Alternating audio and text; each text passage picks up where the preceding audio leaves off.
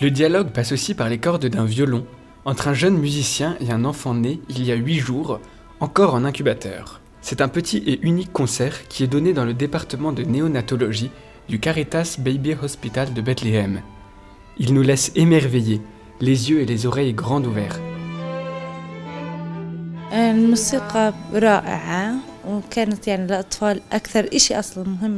musique est belle et très importante pour les enfants, car sa délicatesse les aide dans le processus de guérison.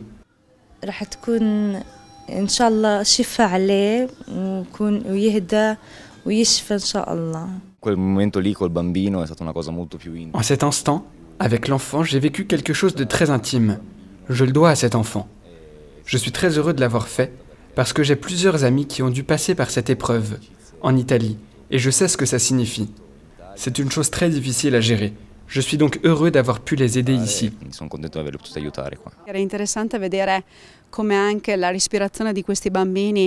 Il est intéressant de voir comment la respiration de ces enfants est, petit à petit, revenue à la normale.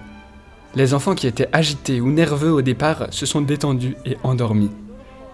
Ils ont retrouvé dans leur cœur et dans leur esprit un peu de l'environnement maternel initial. C'est un peu comme un retour à un état protégé, chaleureux, aimant et bienveillant. Protetti, custoditi, amati. La musique de Noël résonne dans les salles de l'hôpital. Une matinée unique pour ces jeunes patients, mais aussi pour les musiciens de ce jeune orchestre venant de divers pays et qui se produisent sur une scène bien originale à Bethléem. Le Caritas Baby Hospital, avec ses 74 lits, ses services néonataux et de soins intensifs néonataux pédiatriques, est, pour ainsi dire, le seul hôpital pédiatrique de Cisjordanie. Sans distinction de personne ou de religion, il accueille des bébés prématurés jusqu'à des jeunes de 14 ans. Lorsque nous sommes venus ici pour la première fois en 2011, l'archevêque de Ravenne, présentant cette initiative, avait déclaré « C'est une grande responsabilité, parce que vous allez faire de la musique à Bethléem pour Noël. C'est le rôle qu'avaient les anges dans l'histoire de la Nativité. Parce que les anges, comme il est écrit dans l'Évangile, ont chanté paix sur la terre, à notre tour nous jouons de la musique et nous nous trouvons très bien ce rôle. Nous savons aussi, nous l'avons vu, nous le savions, que dans toutes les cultures, nos chansons et notre musique de Noël rassemblent les gens.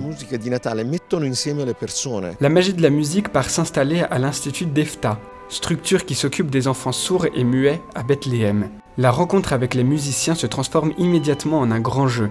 Les enfants occupés à écouter la musique d'une manière très particulière. Ils ont leur propre façon de la ressentir. Ils n'ont pas la capacité d'entendre les ondes dans leurs oreilles, mais les ondes ont le pouvoir de se transmettre partout. Alors disons qu'ils peuvent presque entendre avec leurs mains. Ce que j'expérimente ici, c'est ce que nous voyons à travers les enfants partout dans le monde. L'innocence et la bienveillance entre les êtres humains.